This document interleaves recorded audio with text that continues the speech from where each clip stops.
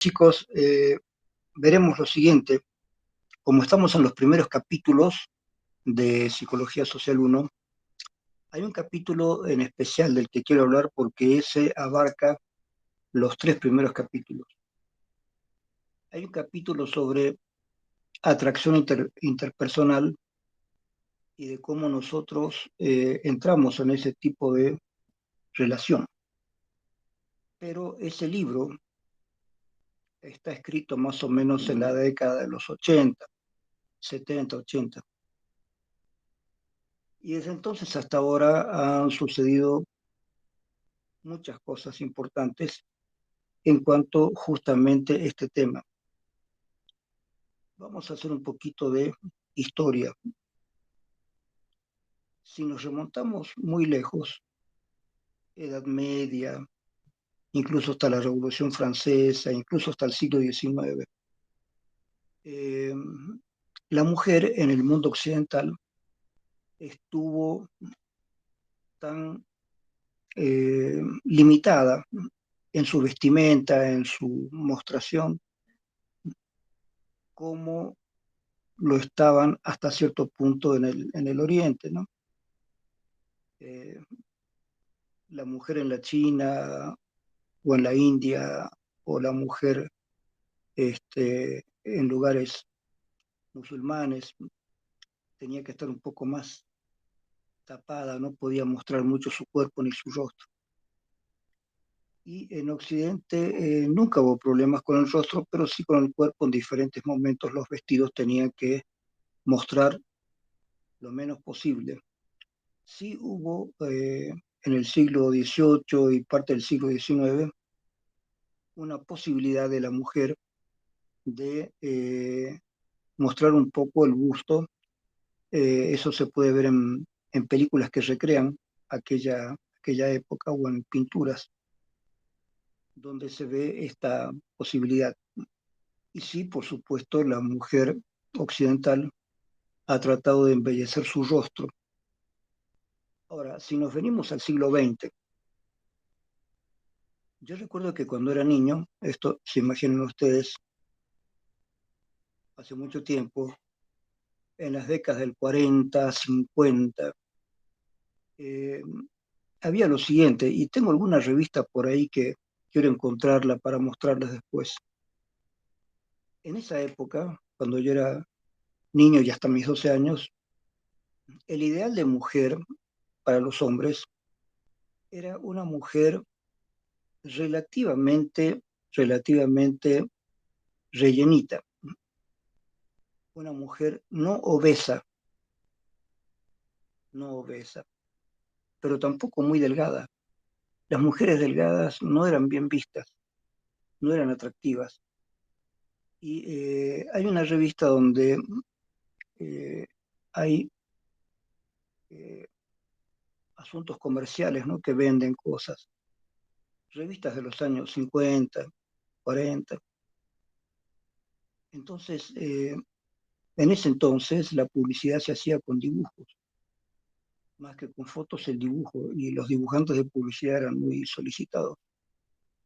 Entonces hay una foto de una mujer muy delgada, un dibujo más pequeño y que está triste en un rincón, eh, y hay unas letras que dicen: no sea flaca, como que ser flaca, ser delgada, es malo, digamos. Esa mujer queda totalmente en un rincón, nadie la saca ni a bailar.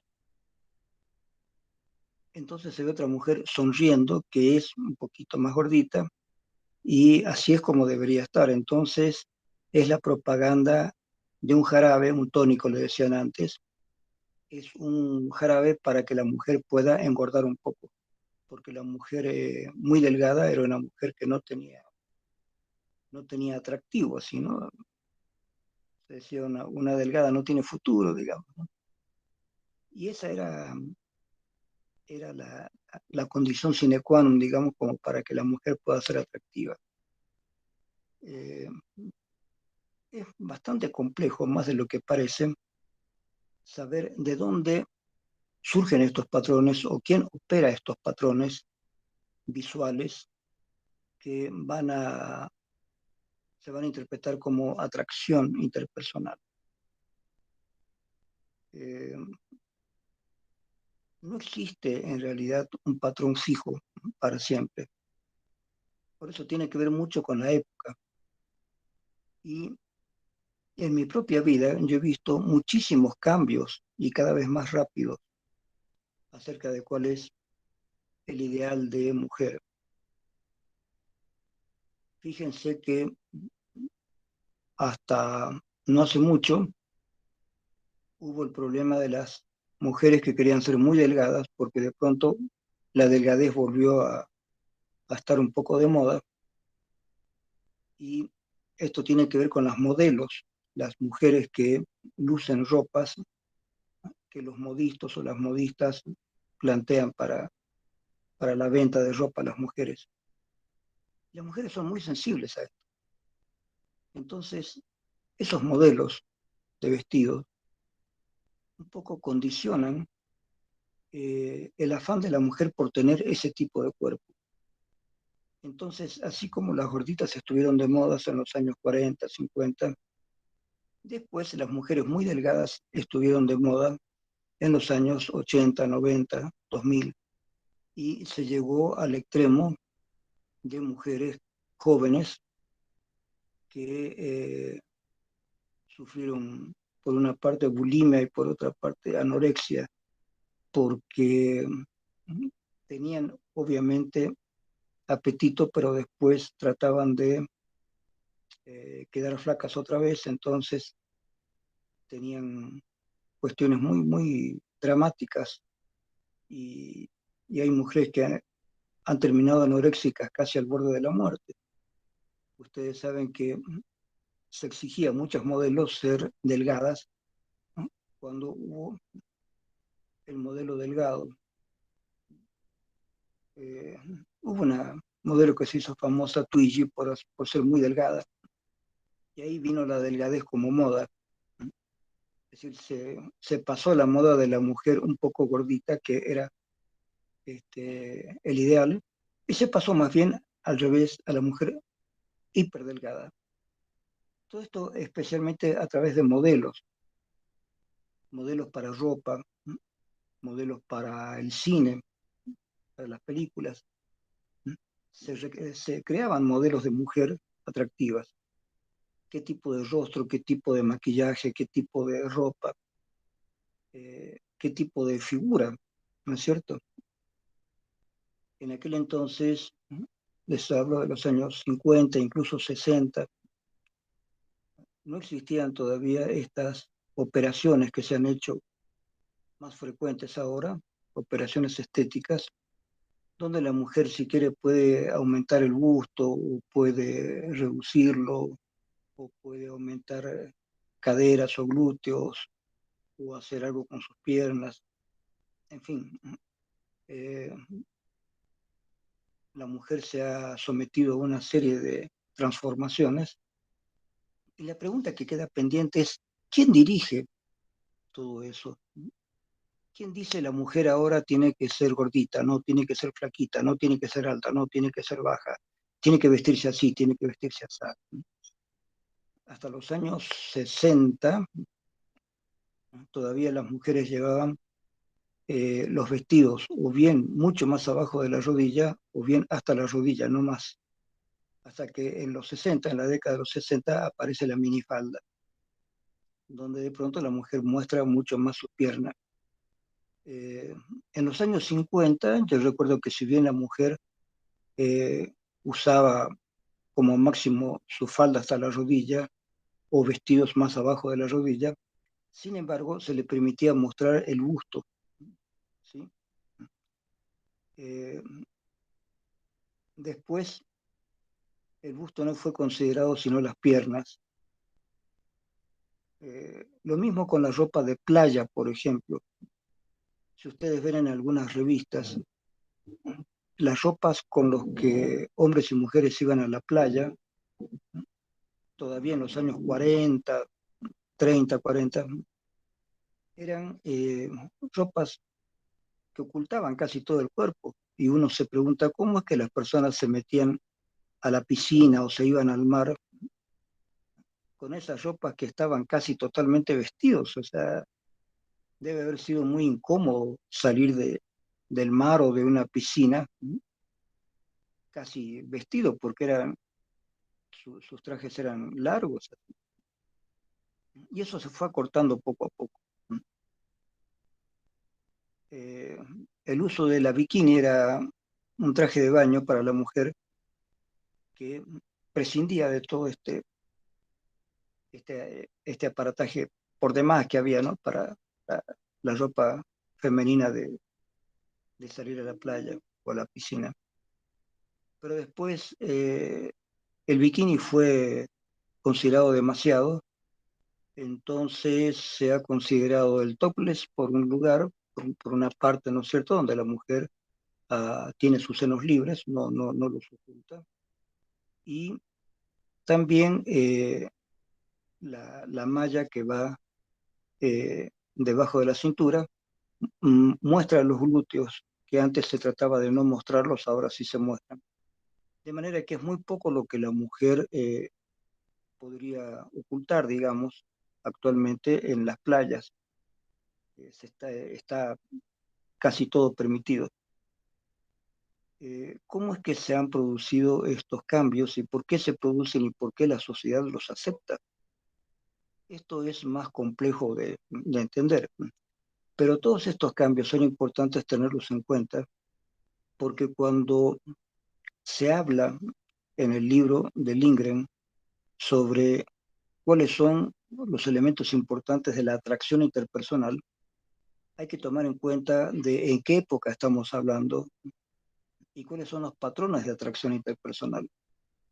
Porque por una parte, cada persona tiene patrones bastante particulares de atracción interpersonal. Eso tal vez se puede explicar desde el psicoanálisis, cuáles han sido los modelos, el modelo edípico o el modelo social que había en ese momento para que eh, un niño crezca con cierta idea de lo que es una mujer linda o no, y cuando es adolescente y cuando es joven, mantiene todavía esa idea de lo que es una mujer atractiva o no. Entonces, eh, el hecho de sentirse atraído una persona por otra tiene que ver con los modelos vigentes en gran medida. Y por supuesto, tiene que ver con los modelos particulares, con que cada persona se ha criado eh, y cómo se llega a la adolescencia o a la juventud con esos modelos internalizados. Entonces, hay mucho que discutir ahí que no está suficientemente discutido en el libro. Y les digo, ese libro no está al día de todas las transformaciones que han habido con respecto a la forma en que la mujer se puede vestir. Eh, ahora, consecuentemente a esto, al mismo tiempo que la mujer se ha ido vistiendo de una manera más ligera cada vez, ojo que esto no reza para los musulmanes todavía quieren que la mujer se tape casi íntegramente. Para los musulmanes la mujer no tiene que mostrar ni siquiera el rostro, y los más agresivos le ponen casi toda una tela encima a la mujer como para que no le vean nada. Eh, pero eso es en los lugares donde hay una doctrina orientalista muy cerrada, muy cerrada. En Occidente pasa lo contrario.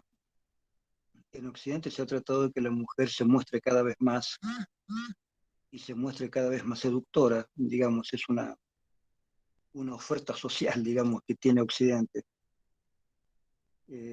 Hablar de la mujer seductora y la mujer trata de serlo, siguiendo las pautas que le dicen los modistos, siguiendo las pautas que están de moda, que se ponen de moda de alguna forma. Y todo esto se da especialmente en la órbita occidental. Ahora, hay países que poco a poco se han ido occidentalizando. Si ustedes ven algunas películas, por ejemplo, actuales, de lugares de lo que se llama el Oriente o Medio Oriente, van a ver que en algunos lugares como la India, este, bueno, por supuesto Japón, incluso parte de China, algunos lugares orientales, ya las mujeres han tomado la moda occidental.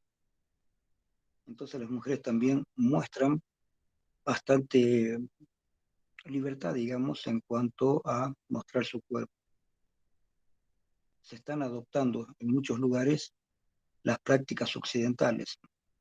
La gente de otros países está mirando que lo que hay en Occidente y lo imitan.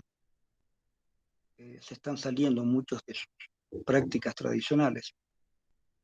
Se acepta que la mujer tiene que ser bien vista con otros ojos, es decir, bien vista mostrándose más, no mostrándose menos. Antes el hecho de que la mujer tuviera un buen rostro y buenos ojos era suficiente. El hombre no tenía derecho a ver más. Pero ahora en todo el mundo, a través de las películas y todo esto, está cundiendo la idea de la mujer que cada vez va mostrando más. Es decir, en Occidente ya tenemos una libertad total. Cualquier mujer va a mostrar lo que le dé la gana mostrar. Ya no hay, ya no hay imperativos como para mostrar o como para no mostrar. La mujer ya es cada vez más libre para salir a la calle como quiera salir. Ella misma va a elegir su vestimenta, ella misma va a elegir su forma de belleza, ella misma va a elegir su maquillaje, ella misma va a elegir el cuerpo que quiere tener, porque puede hacerse alguna operación quirúrgica para aumentar el tamaño de sus senos o de sus glúteos, o hacer algún trabajo con sus piernas, etcétera, etcétera. Es decir, ya hay todo un fenómeno de acomodación del cuerpo de la mujer. Ya no se trata solamente de la vestimenta, ¿sí? Vestidos más cortos o más largos, o escotes más largos, más cortos. Ya no se trata solamente de las variantes del vestido, sino las variantes del cuerpo mismo, ¿sí? El cuerpo puede ser sometido a una cirugía para que la mujer resulte más o menos atractiva. Eh, Mientras que en el hombre no hay mucha variedad. Eh, el hombre sigue usando más o menos el mismo tipo de ropa. Está sometido más o menos a las mismas normas desde muchos años a esta parte. Pero sí hay hombres que también pueden recurrir a algún tipo de cirugía o a un cierto tipo de ejercicios para aumentar tal parte de su fisonomía. Eh, Se habla más abiertamente de la sexualidad que antes. El tema de la sexualidad ya no está restringido a unas pocas personas, sino que es un tema amplio. Eh, la pornografía también es más explícita ahora que tenemos internet, ahora que tenemos celulares. Ya hay formas de acceder a cuestiones pornográficas o cuestiones que antes se consideraban de una sexualidad prohibida, digamos. Junto con eso, ha aparecido también ya de manera más explícita la homosexualidad masculina o femenina. Es decir, ya las relaciones entre hombres o entre mujeres ya no son algo oculto. Aparece en películas, aparece en videos. Entonces, en los últimos 20 o 30 años como máximo, ha ido cambiando bruscamente todo lo que tiene que ver con la relación con el otro, la relación hombre-mujer, la relación sexual, eh, la atracción sexual. Todo esto ha ido cambiando muy rápidamente, por eso yo les digo, eh, ¿por qué les dejo el libro de Lindgren? Porque hasta ahí llegó cierto tipo de psicología que era entendible, pero todas todos los cambios últimos han sido muchos y muy rápidos como para que pueda haber un libro de psicología social o de psicología general que abarque todos estos cambios. El problema es que justamente en cuestiones de cambios sociales cualquier libro se puede quedar obsoleto en cuestión de semanas. Hacemos un libro ahora y a lo mejor de aquí a 3 semanas cambian las modas otra vez y son cada vez más agresivas con respecto a la mostración de lo que antes se ocultaba. Todo esto en Occidente, por supuesto, en la esfera occidental. Eh, Sabemos, repito esto, que en los países musulmanes, digamos, todo esto está prohibido. Pero los musulmanes además son gente un poco rara, ¿no? Tengo una sobrina que viajó a algunos países musulmanes con su esposo y se encontraron en plena calle con un tipo que se acercó a su esposo y le quiso comprar a su mujer. Dice, te la compro, me gusta. Por supuesto que no iban a aceptar mis sobrinos, ¿no? Pero se ve que hay una cierta idea en el Medio Oriente, por una parte, ocultar a la mujer, pero por otra parte, comprarla. Es decir, en esos lugares la mujer es como un objeto. En Occidente se está tratando de, por una parte, se exige más respeto a la mujer.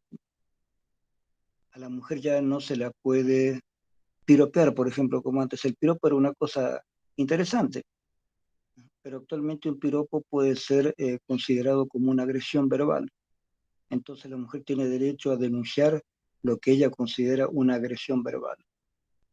Eh, en fin, hay muchos cambios, a veces un poco caóticos, y es difícil actualmente entender bien este capítulo de la atracción interpersonal, porque ese capítulo que yo les digo de atracción interpersonal del libro está hecho más o menos en las décadas del 70, 80, por ahí 90, como mucho.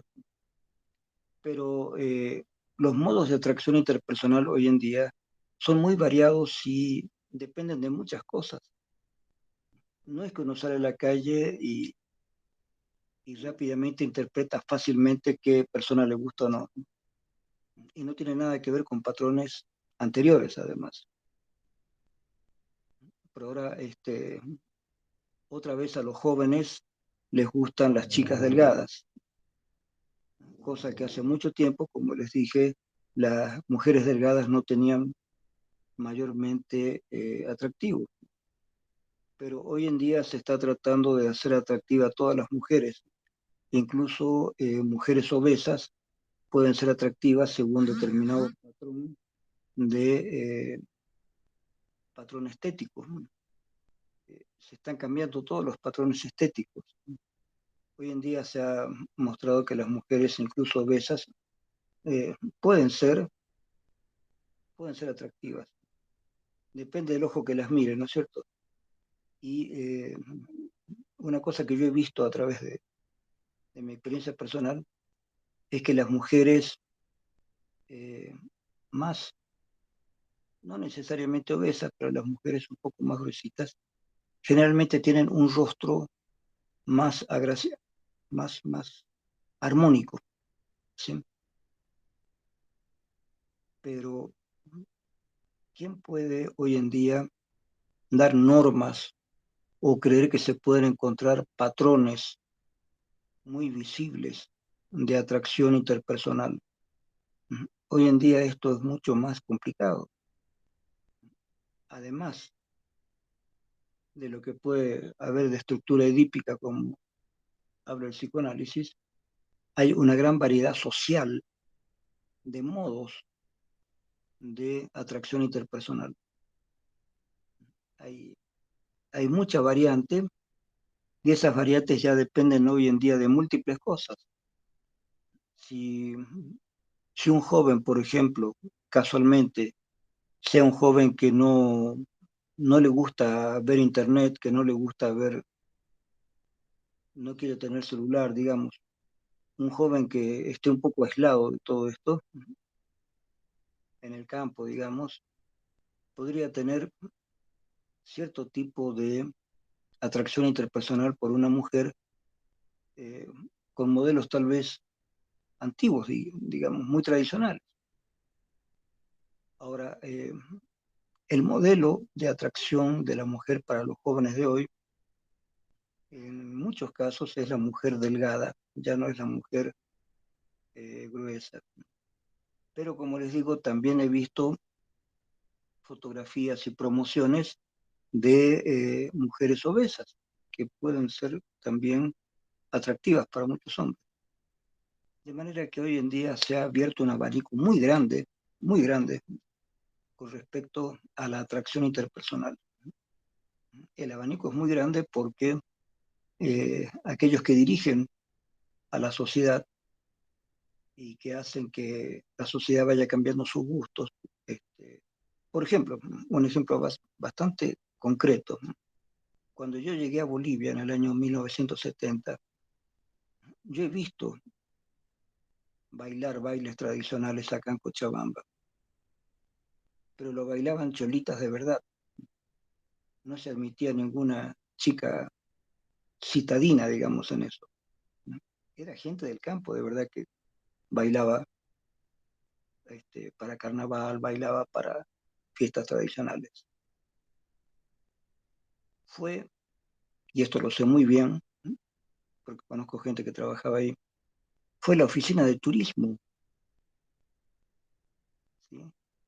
El Ministerio de Turismo, a través de las oficinas de turismo, y esto empezó en Cochabamba, que les ocurrió hacer que chicas de la ciudad también intervinieran en las fiestas y que usaran una pollera más corta, un poquito de la rodilla hacia arriba. Y en cada año fueron acortando más esa falda, hasta que llegaron poco a poco, llegaron al tipo de fiesta de hoy en día, donde universitarios, gente de la ciudad, maneja este tipo de fiestas y aparecen chicas con el atuendo que ya conocemos ahora, una pollera sumamente corta, bailes sumamente movidos como para que la chica pueda mover su pollera, ¿sí? Y pueda mostrar lo que parecería una ropa interior, que en realidad es una malla, una ropa interior, para mostrar sus piernas, eh, con un baile de movimiento de caderas muy sensual, y eso ha atraído a un montón de turistas. Es decir, esto no ha sido hecho casualmente, sino que ha sido pensado, muy pensado, ¿sí? Es una de las pocas cuestiones de los experimentos hechos a través de la mujer que yo he podido ver y que me interesaba mucho porque algunas veces les he dicho que yo he trabajado en publicidad. Entonces me interesó ver este cambio. Este cambio ha sido totalmente artificial, no fue una cosa natural, fue artificial, fue buscado, fue pensado, fue hecho a propósito. Que gente de la ciudad tome para sí un baile tradicional y lo transforme de manera que eso eh, atraiga más turistas. Entonces las chicas de la ciudad, usando el traje de cholita muy sofisticado, para poder mostrar sus senos y mostrar sus piernas, eso ha sido hecho a propósito, ha sido pensado y hecho a propósito. No fue una cosa espontánea para nada. Eso fue pensado desde la Dirección de Turismo para atraer turistas. ¿Sí? En La Paz, si ustedes ven, para la fiesta del Gran Poder aparecen las cholitas tradicionales, mayores, que tienen sus vestidos anchos, sus polleras anchas, pero ahí la práctica de estas cholitas es llevar muchas cuestiones que son joyas, digamos, que son valiosas, porque ahí lo que quieren mostrar es que tienen poder económico. Es la fiesta del gran poder por otros motivos, pero también ellas muestran el poder económico. Eh, entonces, seguramente ustedes han visto que en las orillas, cuando van bailando, hay hombres también bailando. Por esos hombres están cuidando que nadie les robe las joyas a las cholitas que están bailando. Y atrás de ellas vienen las generaciones jóvenes, las cholitas jóvenes. Y esas cholitas jóvenes visten como se visten en Cochabamba, con pollera corta, mostrando un poco los senos. Entonces ya son las nuevas generaciones eh, que han adoptado ya un modo más simpático para muchos varones de mostrarse en ese tipo de fiestas, de bailes. Entonces, les comento esto para que vean que los motivos de atracción interpersonal tienen mucho que ver también con lo que la gente que un poco, digamos, maneja la sociedad quiere que sea. Es decir, no son cosas espontáneas nomás que aparecen. A alguien se le ocurre que algo suceda y a lo mejor es el tiempo para que suceda, porque, qué sé yo, apareció alguien que dijo alguna vez que la mujer use minifalda y bueno, y lo impusieron y se impuso y ya, ¿no? Que la mujer muestre sus senos en la playa, no tiene por qué estar ocultando sus senos, que los muestre, ya, topless, ¿sí? Topless, less, ¿sí? Sin nada arriba significa. No hay nada top, no hay nada arriba. Entonces, vean, es bastante caótico este asunto de poder estudiar todo lo que tiene que ver con normas, con reglas, con modas, con formas en que la sociedad acepta tal o cual cosa. Y evidentemente, los tradicionalistas, especialmente musulmanes, ven esto como un desvarío de la sociedad occidental. Piensan que en la sociedad occidental todos están locos y tratan de cuidar a sus mujeres para que no las vean. La idea de los musulmanes es que ver a una mujer, verle el rostro, ya puede inducir a otro hombre a enamorarse de esa mujer. Entonces la única forma en que el marido de esta mujer o los hombres de la familia de esta mujer, la única forma de mostrar que esa mujer le pertenece a un hombre o le pertenece a una familia es tratar de que la mujer se muestre lo menos posible.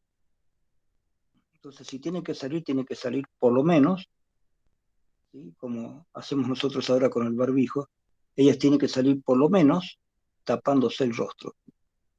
Muestra sus ojos, pero no sabemos si es linda o no hasta que no se saque este, sus prendas de vestir y están totalmente, por supuesto, tapadas.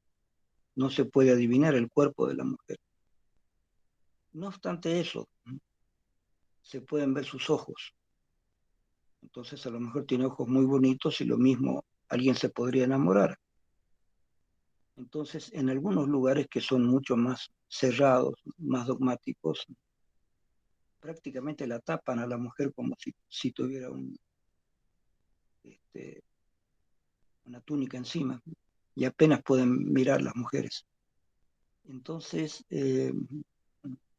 todo esto depende del medio cultural de la época, no es algo que se pueda adivinar fácilmente.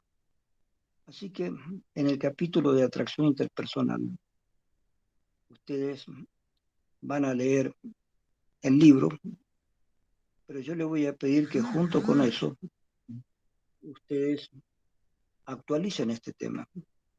Ustedes tienen que buscar bibliografía. Yo si puedo les voy a mandar algo, pero quiero que busquen ustedes bibliografía para ver los cambios que han habido con respecto a todo esto. Incluso los cambios que han habido en cuestiones no de maquillaje, sino de cambios estéticos en el rostro de la mujer.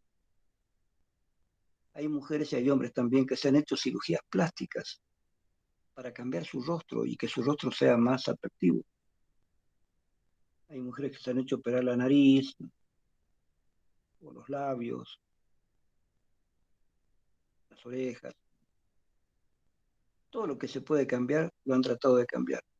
En muchos casos esto ha sido fatal, digamos, porque no todos esos cambios estéticos han sido buenos o han salido bien, ¿sí? Sabemos de mujeres que han muerto por querer hacer cambios estéticos con personas que no eran recomendadas como para hacer buenas operaciones quirúrgicas. Entonces, se han cometido muchos errores, se han cometido muchas cosas tremendas, y nada más que por un problema estético, digamos, y que no era ningún problema. Hay mujeres lindas que han tratado de ser más lindas todavía y se han hecho operaciones que han salido mal, lamentablemente. Hay mujeres lindas que han arruinado su rostro, su cuerpo, por hacerse operaciones que no necesitaban en realidad. Entonces, hay un poco de locura en todo esto, hay un poco de irracionalidad, pero tenemos que estudiar por qué sucede esa irracionalidad y por qué la mujer, más que el hombre, cae en este tipo de irracionalidad. ¿Por qué la mujer acepta de parte del hombre, porque la mayoría pasa por este lado, por qué la mujer acepta variar, querer variar mucho, no solamente su ropa, lo cual vemos que ha sido una constante desde el siglo XVIII y XIX, ir variando la ropa, la vestimenta, sino también su rostro o su cuerpo, ¿sí? Tener senos más grandes o glúteos más grandes o piernas mejores o una nariz mejor, este, o labios mejores. Entonces la mujer se ha sometido a cambios ya en su parte física, ya no solamente en la vestimenta, con el tipo de zapatos, con el tipo de traje de baño, ya no solo en eso, sino en el cuerpo mismo, ¿sí? La sociedad actual ha convencido a la mujer de que si es necesario, ella puede hacer operaciones sobre su propio cuerpo para mejorar su cuerpo, para hacerlo más interesante. Eh, Esto lo podemos pensar como una especie de locura social, digamos, ¿no? ¿Cómo es que una mujer va a poner en riesgo su salud? ¿Cómo va a poner en riesgo su vida queriendo cambiar su propio cuerpo? Y sin embargo, esto sucede y está sucediendo. Por supuesto, esto no es lo único que sucede. Hay hombres que se hacen operaciones quirúrgicas para transformarse en mujeres. Y hay mujeres que han tratado de hacer todas las transformaciones posibles eh, a nivel de medicamentos o formas de poder parecerse un hombre y ser un hombre. Es decir, aquella persona que tiene una sexualidad eh, opuesta a la que su cuerpo tiene, entonces no trata de cambiar su sexualidad, trata de cambiar su cuerpo, ¿cierto? Un hombre que se siente mujer no quiere seguir siendo hombre, quiere tener un cuerpo de mujer, entonces se hace una operación para ser una mujer. O viceversa, una mujer trata de, por todos los medios de hacer algún cambio en su organismo para ser físicamente hombre, porque sexualmente se siente hombre. Y los médicos aceptan hacer esos cambios en sus cuerpos. Ya no hay el problema de decir, bueno, daremos una psicoterapia a esta persona para que se ubique que si tiene cuerpo de hombre es un hombre, o que si tiene cuerpo de mujer es una mujer. No, la cosa ya no pasa solamente por cambiar la psique de la persona, sino cambiar el cuerpo de acuerdo con su psique. Si se siente mujer, lo transformaremos en mujer. Si se siente hombre, lo transformaremos en hombre. Entonces, estamos llegando a un momento donde parecería que todo vale, que todo es posible, que lo único que tiene que hacer una persona es declarar qué es lo que desea y eso se va a cumplir. Deseo vivir en tal lugar, deseo tener tal cuerpo, deseo tener tal tipo de relaciones sexuales. Y todo esto en un ambiente de cada vez mayor libertad de comunicación. estas cosas ya se comunican, ya se plantean abiertamente. Se trata de, por una parte, no ocultar estas cosas, lo que hasta cierto punto está bien, porque antes se vivía en un mundo de ocultamiento, de prohibiciones, ¿sí?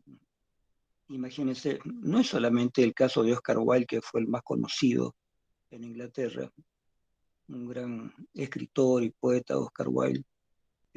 Finalmente se descubrió que era homosexual, a pesar que él estaba casado, tenía hijos, y se lo condenó porque la homosexualidad estaba prohibida en Inglaterra. Y a este hombre que ya era famoso se lo metió en la cárcel al quedar al descubierto por una discusión que tuvo con el papá de un muchacho. Se comprobó o se trató de demostrar que el hombre era homosexual y lo metieron en la cárcel, lo cual para él fue una humillación muy grande en su época. Hoy en día todo eso se ha superado. En la misma Inglaterra ahora ya se aceptan los matrimonios homosexuales. Eh, estamos en otra época, estamos en otra época. Inclusive para los alumnos que siguen conmigo la materia de Feno 2, los que ya la pasaron deben recordar que hay un autor que yo tomo últimamente que es Harari Yuval Noah Harari. Él es homosexual y algunos de sus libros se los dedica a su esposo, cosa que en Latinoamérica todavía causa un poco de asombro, pero esto ya es normal en todo el mundo. Así que el libro justamente en este, que es uno de los primeros capítulos importantes, que es la atracción interpersonal, el libro de Lindgren está rebasado, digamos, es decir, ya es un libro antiguo con respecto a este tema. Sin embargo, quiero que lean el libro tal como está escrito y que después ustedes, en un trabajo práctico que lo pueden hacer, o cuando charlemos en el examen, quisiera que ustedes se pongan al día en todo esto y podamos comparar lo que dice el libro con lo que ha venido pasando desde ese libro hasta hoy, ¿no es cierto? ¿Cómo ha cambiado la, la forma de pensar de la gente en Occidente, repito, en Occidente, con respecto a estos temas?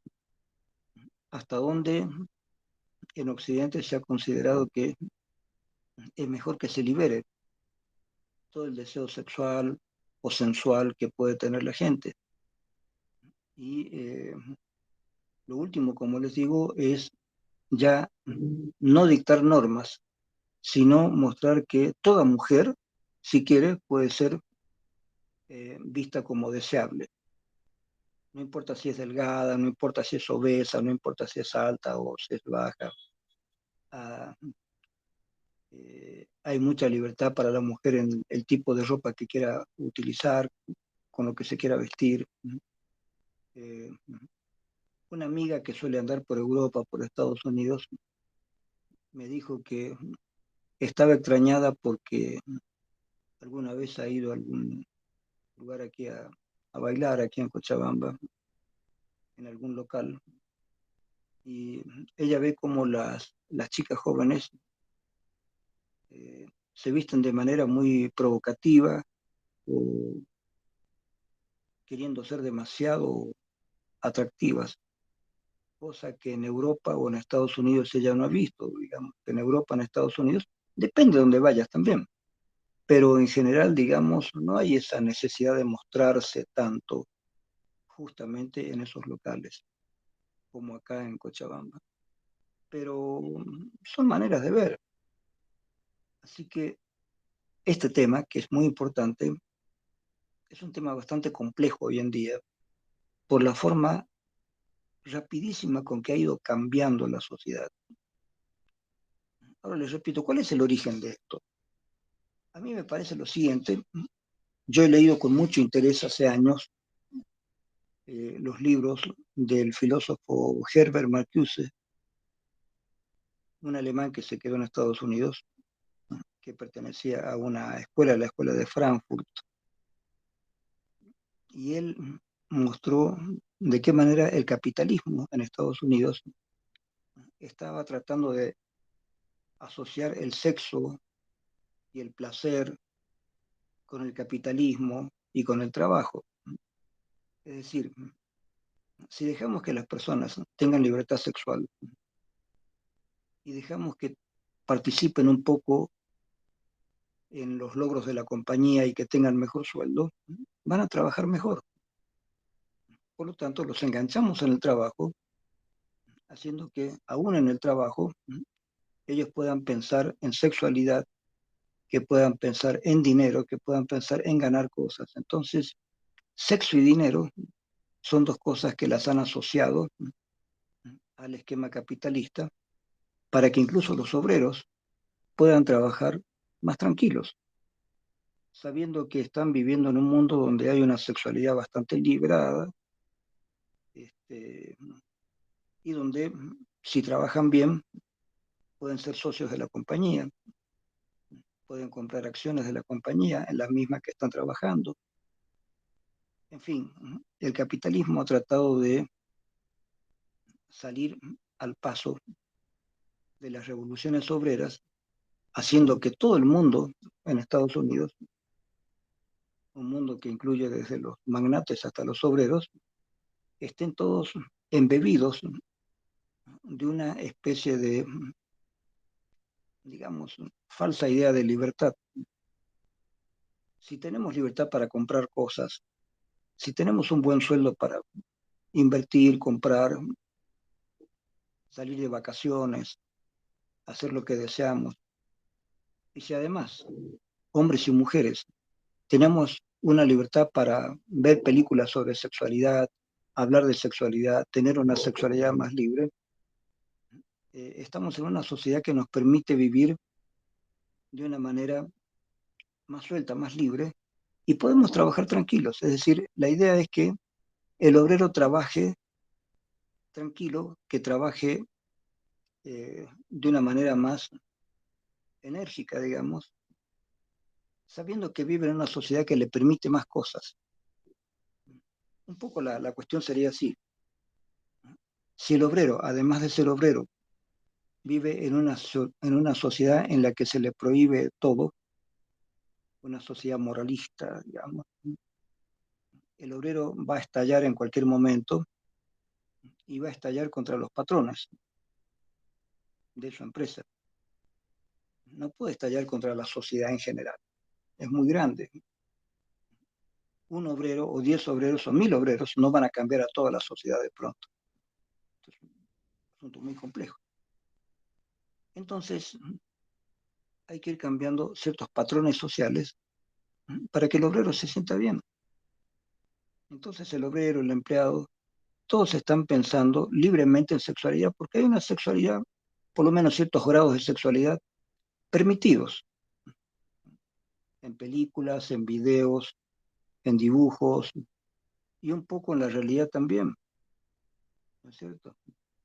Entonces, si se permite que el deseo quede libre y si logramos asociar el deseo al trabajo, el trabajo entonces deja de ser malo, deja de ser algo feo, algo negativo.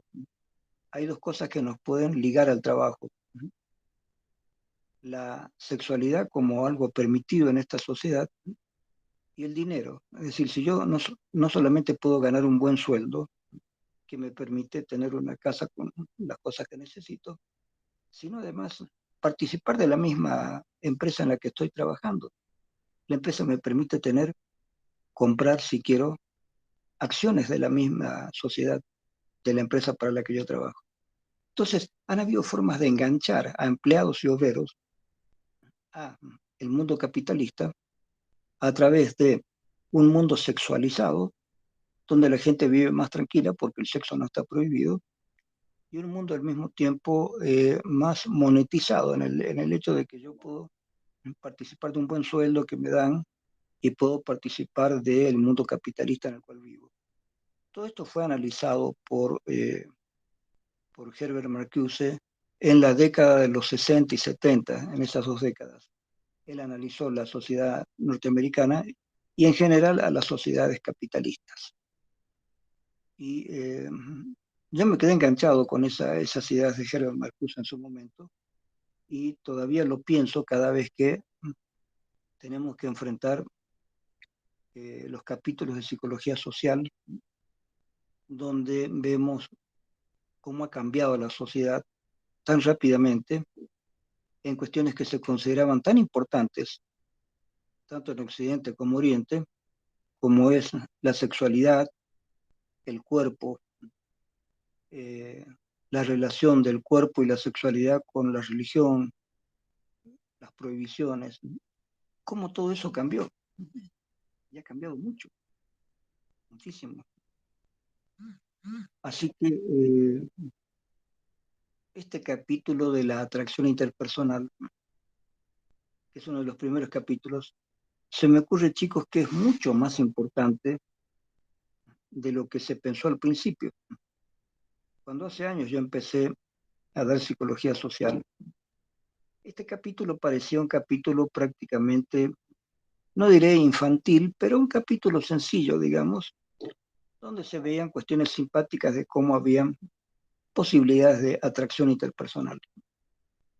Pero esto de la atracción interpersonal, con todo lo que ha ido pasando, se ha vuelto un tema mucho más complejo de estudiar. Estos primeros capítulos del libro hoy en día forman toda un área que por sí misma merecería libros aparte, ¿sí? Los primeros capítulos hoy en día se podrían sacar de ese libro y estudiarlos aparte. Hay varios capítulos ahí que han tomado un desarrollo totalmente descomunal, como el capítulo sobre clases sociales, como el capítulo de influencias culturales. Estos capítulos de pronto necesitan ser revisados, pero si los revisamos necesitaríamos un libro en 5 tomos de psicología social. La psicología social ha cambiado mucho porque la sociedad ha cambiado. Entonces, yo no quiero entrar en la locura de exigirles a ustedes que me lean una docena de libros para la materia de psicología social. No es necesario. Lo que es necesario es lo que estoy haciendo ahora, hablarles de los capítulos que tienen que leer y explicarles que esos capítulos están hechos en cierta época donde todavía no había la complejidad social que tenemos ahora y que ha sido rapidísima. ¿Sí? Los cambios sociales que han habido desde los años 60 hasta ahora son tremendos, tremendos. Por supuesto que estos cambios no solamente tienen una cuestión de época, una cuestión de tiempo, pero una cuestión de espacio, espacio-tiempo, digamos. Porque hace muchos años atrás, la primera vez que yo viajé a Brasil, por ejemplo, me quedé muy asombrado porque en Brasil la sexualidad es algo que está mucho más visible, ¿no es cierto?, que lo que era en ese tiempo en Cochabamba, en Bolivia en general, ¿no es cierto? En lugares como Buenos Aires, en la Argentina, o en San Pablo, o en Río, la sexualidad hace mucho tiempo atrás ya era un tema bastante visible, ¿sí? Estamos hablando de la década del 70, hablemos del año 78, digamos, por ahí. Entre el 78 y el 80, por ahí. En esos años, ya la sexualidad era un tema bastante abierto en países como Brasil o Argentina, en la parte de Buenos Aires. Yo les he contado que yo me asombré de varias cosas que vi en Brasil en aquel entonces. Había una tienda con vidrieras enormes y en una de las vitrinas había una fotografía enorme, enorme, donde un hombre abraza a una mujer desnuda desde atrás y toca uno de sus senos. ¿Sí? O sea, la fotografía sorprende, digamos, porque es enorme. Pero ¿por qué es? Porque era la propaganda de un reloj. Entonces tenían que ver cómo el hombre tomaba el seno de la mujer y mostraba su reloj. Toda esa enorme foto con la mujer desnuda y el hombre tomándola por detrás era solamente para hacer la propaganda de un reloj. Para eso nada más la enorme foto. Entonces, obviamente, una foto de esas a cualquier persona la hacía mirar la foto y no podía otra cosa que mirar el reloj porque veía justamente esa escena. Eh, pero por todas partes habían cuestiones así de sexualidad muy expuesta en Brasil, y hace años de eso. Eh, o revistas, habían revistas que traían contenido sexual, pero venían envueltas en un celofán y para comprarlas, la persona, si era jovencito, tenía que mostrar su carnet para ver que tuviera por lo menos más de 20 años, algo así como para poder adquirir esa revista. Entonces, si las revistas normales que estaban ahí para comprar ya tenían fotografías de eh, sexualidad expuesta, la pregunta era, ¿qué diablos tienen esas revistas que vienen envueltas y donde un joven tiene que mostrar su carnet para poder acceder? Eh, También, por ejemplo, me acuerdo que en Buenos Aires habían revistas para todo público y se vendían públicamente. Y había muchas revistas sobre cuestiones sexuales, abiertas, explícitas. Y había una que se llamaba Anal, la revista se llamaba Anal, y era para la sexualidad anal. Nada más, eran todas fotos y leyendas y cuestiones sobre sexo anal. Exclusivamente la revista era para eso, por eso se llamaba Anal. Todas las fotos y comentarios y todo sobre el sexo anal. Eh, y esas revistas venían siempre con el mismo contenido. Entonces, la pregunta es,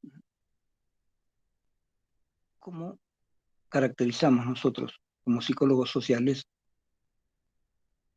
el impacto que causan estas cuestiones sobre sexualidad, sobre sensualidad, y al mismo tiempo, ¿qué relación tiene esto con la política? ¿Qué relación tiene esto con lo ideológico? ¿Por qué de pronto la sexualidad que antes estaba tan oculta y prohibida, por qué de pronto la sexualidad empieza a ser algo visible? Es como si se arrojara a la gente en todo esto. ¿Quieren ver cosas sexuales? Aquí está. ¿Quieren contenidos sexuales? Aquí hay. ¿Para qué? ¿Por qué se hace eso? ¿Por qué esta sociedad necesita de pronto liberar todos los contenidos de sexualidad? ¿Qué motivo hay para esto? Lo que tenemos que preguntarnos entonces es, ¿de qué manera juega la sexualidad en el mundo capitalista? Que fue la pregunta de Herbert Marcuse.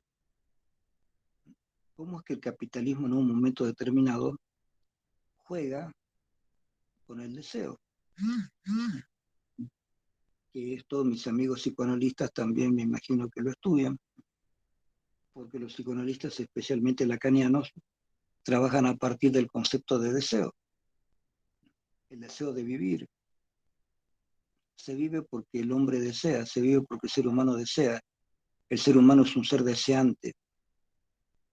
Ahora, ¿cuál es el objetivo del deseo? Eso ya es complicado. ¿El objetivo del deseo cuál es? Vivir.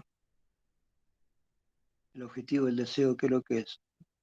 Desear, gozar. ¿Qué es el goce finalmente? Todas estas cuestiones se pueden aplicar ya desde un punto de vista de psicología clínica, pero nosotros lo tenemos que ver desde el punto de vista social. En el fondo, hay algo que yo le he charlado con colegas y con alumnos. La psicología es una sola. Pero hemos dividido la psicología en psicología clínica, psicología social, psicología educativa, por un poco el objetivo que tiene cada una de estas divisiones en razones de trabajo.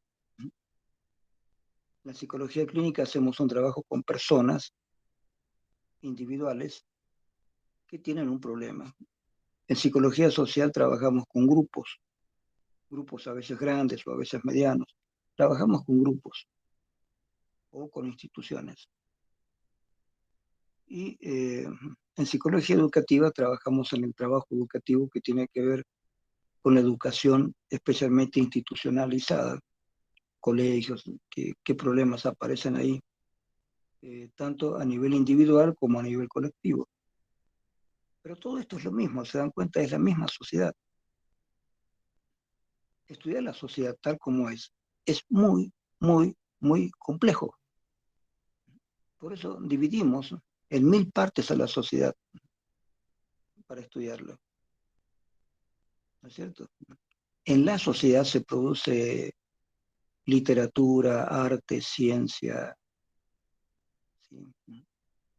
En la sociedad se produce todo, pero no puedes estudiar todo junto, te pierdes, no te alcanza el tiempo para estudiar todo lo que pasa en la sociedad. Entonces, abarcamos todo lo producido y pensado en la sociedad mediante áreas, ciencia por acá, arte por allá, técnica por acá, tecnología por allá, eh, religión por aquí, mística por aquí. Entonces, dividimos áreas para poder entender lo que pasa en la sociedad. Y dentro de esas áreas, una de las áreas está la psicología. Y a la psicología la volvemos a dividir. Psicología social, psicología clínica, psicología educativa. A, a la psicología social la podemos subdividir en psicología organizacional, psicología política, etcétera, etcétera. Entonces, eh, es tan complejo el hecho social que para estudiarlo lo dividimos en miles de áreas. De todas esas áreas, nosotros elegimos en esta materia la psicología social. De esa materia, psicología social, vamos eligiendo capítulos por capítulos, eh, cuestiones específicas que hacen a la psicología social. Y una de las primeras cosas que estudiamos es por qué y cómo los seres humanos nos atraemos para formar la sociedad. Porque si no hubiera atracción, de algún modo, eh, no habría sociedad, ¿no es cierto? Entonces, hay atracción en el asunto de intereses comunes. A esa persona le interesa la literatura, a mí también, entonces me voy a unir con esta persona y vamos a charlar acerca de esto. Tenemos un tema común, ¿sí? A esta otra persona le interesa la psicología. Qué bien, yo también estudio psicología. Entonces nos vamos reuniendo en grupos o nos asociamos con otras personas por intereses comunes, ¿no es cierto? Tú decides estudiar psicología, vienes a la carrera de psicología y aquí encuentras a muchos otros jóvenes que también se han interesado por estudiar psicología. Entonces ya sabes que tienes algo en común con la gente de esta carrera. Han venido a estudiar psicología. Hay un primer tema en común que te permite hacer un primer diálogo. Vas a dialogar con esa persona a través del interés común de la psicología o de las materias que están dando. Entonces, el entrar en una carrera universitaria ya te da un pie, digamos, como para tener amigos. Porque la pregunta es, ¿cómo nos socializamos? ¿Cómo es que tenemos amigos? Al principio es porque vamos al jardín de infantes o al colegio que nuestros papás han decidido que vayamos. Y bueno, vas haciendo amigos. Pero en la universidad es un poco más difícil. Uno pensaría que es más fácil. No, es un poco más difícil la universidad. Porque eliges una carrera, pero no sabes si las otras personas, que ya son adultas, porque tienen de 18 años para arriba, la mayoría, personas adultas, legalmente adultas, no sabes si esas personas quieren charlar contigo. A lo mejor tú quieres charlar con ellas, pero esas personas no tienen ganas de charlar contigo. No sienten esa necesidad de amistad que podría haber en colegio. No, en la universidad es un poquito difícil. Entonces te metes en cuestiones políticas o te metes en un centro de estudiantes o te metes en algún lugar como para tener amigos, como para poder relacionarte. Ahora, si estás en la U, la mayor parte del tiempo vas a estar en la U. Entonces, si eres joven, te vas a enamorar de otro joven en la U, porque es ahí donde estás, ¿no es cierto? Si estudias en la universidad, quiere decir que estás casi todo el día en la universidad, en Cochabamba. Entonces, para enamorarte de una chica que viva en Alaska, tendrías que tener la posibilidad de charlar con esa chica que vive en Alaska a través del Internet. ¿Qué puede ser? ¿Qué puede ser? Hoy en día es más probable eso. Antes tendrías que haberle escrito una carta a una chica X que vivía en otro país y hubiera sido de película que puedas enamorarte de esa persona a través de cartas, digamos, y que se puedan conocer y que por ahí se puedan casar. Era muy improbable. Hoy en día es un poquito más probable a través de los medios informáticos, pero aún así sigue siendo improbable. Lo más probable es que se enamoren y tengan relaciones chicos que están en la misma carrera o por lo menos que están en la misma facultad o por lo menos que asistan a la misma universidad, ¿no es cierto? De casualidad, pues, estudiar psicología y de pronto, por la proximidad de diferentes alumnos, eh, te enamoras de una chica que está en economía, digamos,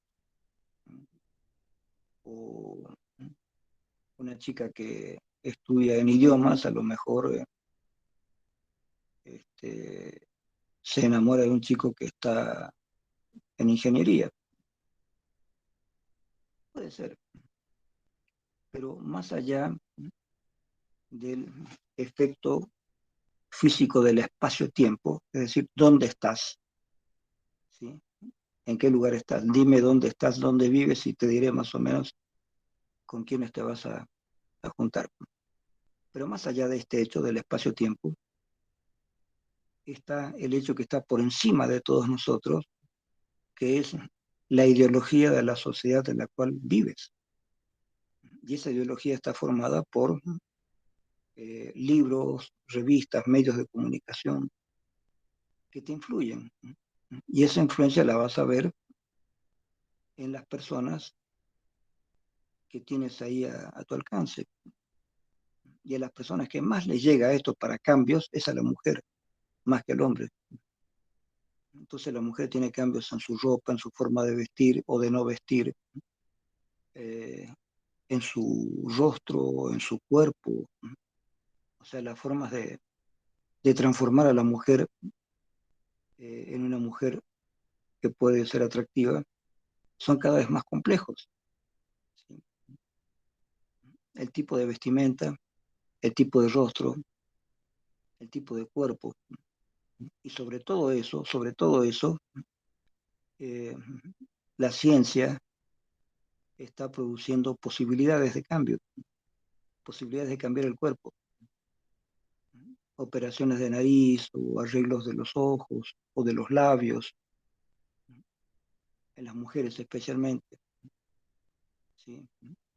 Cambios en los senos, en los glúteos, en las piernas. Es decir, la mujer está tratando de transformar su cuerpo, o bien para ser atractiva para otros, o bien para estar conforme consigo misma, porque ella piensa que hay un modelo, hay un patrón y ella quiere parecerse a ese patrón de moda. La mujer quiere de pronto ser así o asá. Se identifica con un modelo y ella quiere ser esa persona. Entonces la mujer se puede someter a cirugías que a veces son bastante peligrosas. Se somete a determinada transformación corporal y a lo mejor se hace ver por una persona que aparentemente sabe cosmetología y no sabe en realidad, y comete errores gravísimos. Se los digo porque mi madre hasta hace poco tiempo atrás ha, ha trabajado como cosmetóloga. Ella estudió, tiene sus títulos en la Argentina y sabía muy bien del tema. Y con ella hemos charlado muchas de estas cosas, de cómo ella se asombraba de cómo muchas chicas jóvenes eh, se ponen en manos de gente que a lo mejor es inescrupulosa para cambiar su cuerpo y terminan mal. Hay chicas que han muerto por acciones mal hechas, que de pronto han supuesto una infección, y hay chicas que han muerto por infección por operaciones mal hechas. Así que vean, este asunto de arriesgar la vida para cambiar el cuerpo es un signo bastante preocupante de esta sociedad en la cual vivimos. Entonces ya no es el asunto de un capítulo que yo lo considero bastante inocente, el capítulo de Lindgren, acerca de cómo nos atraemos los unos a los otros, los patrones de atracción física o los patrones de conveniencia de conversación con personas a las que nos une el mismo tema de interés. Yo veo que leer a Lindgren es leer un mundo hoy en día ya un poco ideal o idealizado, porque los cambios que han habido desde ese libro hasta ahora son muy grandes, y el cambio en general en el mundo yo lo veo un poco caótico, porque no es el mismo cambio en todas partes tampoco, no es el mismo cambio ni el mismo ritmo. ¿Sí? Eh, Vean, de pronto chicos y chicas que provienen del campo, en Bolivia o en Ecuador o en cualquier otro país latinoamericano, eh, a lo mejor han vivido en el campo de niños y de adolescentes llegan a la ciudad. Y al llegar a la ciudad, de pronto se dan cuenta que hay otros valores en la ciudad. Eh, el dinero, las comodidades o la belleza son patrones que pueden abundar en la sociedad a la que ellos llegan y con la misma gente. Es decir, gente que proviene del medio campesino de pronto se adaptan rápidamente a la ciudad y si tienen dinero para esto, gastan dinero en cambiar su físico, en cambiar sus modos de vivir, la ropa con que visten, los lugares que frecuentan. Todos estos cambios se dan en base también a una capacidad económica. Entonces, aquellos chicos que provienen del campo y cuyos padres tienen capacidad económica, se ven con la posibilidad económica de cambiarse ellos mismos. ¿Sí? Entonces, no solamente va a haber un cambio cultural en el hecho de que un chico campesino o una chica campesina aprenda castellano o aprenda inglés. No se trata solamente de eso. Hay mucho más en juego, mucho más. Hay chicas que yo he visto que han terminado la carrera, se han especializado, se han ido al exterior, viajan por todo el mundo y han cambiado totalmente sus costumbres, su forma de vestir, su forma de moverse, su forma de hablar. Se han adaptado rápidamente a un mundo que no era el mundo de ellos, pero se han identificado con este mundo que hay ahora, que no podría ser de otra manera si es que quieren ser visibles. Así que los cambios que hay con respecto a este tema de cómo nos atraemos unos a otros, tienen que ver con todo este proceso histórico que les estoy comentando. No les estoy comentando un proceso histórico de, de hace 5 siglos hasta ahora, sino, voy a ser más preciso, desde el año 1950 hasta ahora, ¿sí? Así bien preciso, desde el año 1950 hasta el 2021. En ese lapso han habido cambios cada vez más bruscos y más rápidos acerca de la mostración del cuerpo de la mujer y del hombre, la permisividad de la sexualidad y al mismo tiempo los derechos de la mujer ejercidos por la misma mujer con respecto a lo siguiente. Es como si la mujer dijera, en esta época, si quiero, yo me puedo mostrar más de lo que se mostraban mujeres en otra época. En esta época, si yo quiero, me puedo cambiar mi rostro, mi cuerpo, si me da la gana. En esta época, si me da la gana, yo puedo ser delgada o puedo ser obesa o puedo ser lo que me dé la gana. Y yo voy a elegir el hombre que a mí me dé la gana. Entonces hay una cuestión de la mujer actual, donde la mujer al mismo tiempo, tal como yo quiero verlo, es eh, autora de sí misma, la mujer se crea a sí misma, pero al mismo tiempo es víctima. Yo veo que la mujer es víctima de una sociedad capitalista que la instrumentaliza. La mujer está poco a poco instrumentalizada. Es una mujer deseable, es una mujer para el deseo, pero a través del deseo de la mujer se maneja el deseo del hombre y a través de esto se maneja todo el capitalismo. Vuelvo a hablarles de Marcuse, cómo el capitalismo usa la sexualidad y el dinero para que la persona se olvide que está trabajando para los capitalistas. La gente trabaja y ahora no le importa trabajar si gracias al trabajo puede obtener esto y esto y esto y esto. Ya no se trata de esclavizar a la gente mediante el trabajo esclavo así feo, terrible. No, hay que asociar el trabajo a cosas interesantes. Hay que hacer que al trabajo se asocie el deseo, de manera que hay deseo de trabajar para poder cumplir con el deseo personal sobre cuestiones de sensualidad o de comida o de lo que sea. Hablemos de la comida en Cochabamba, por ejemplo.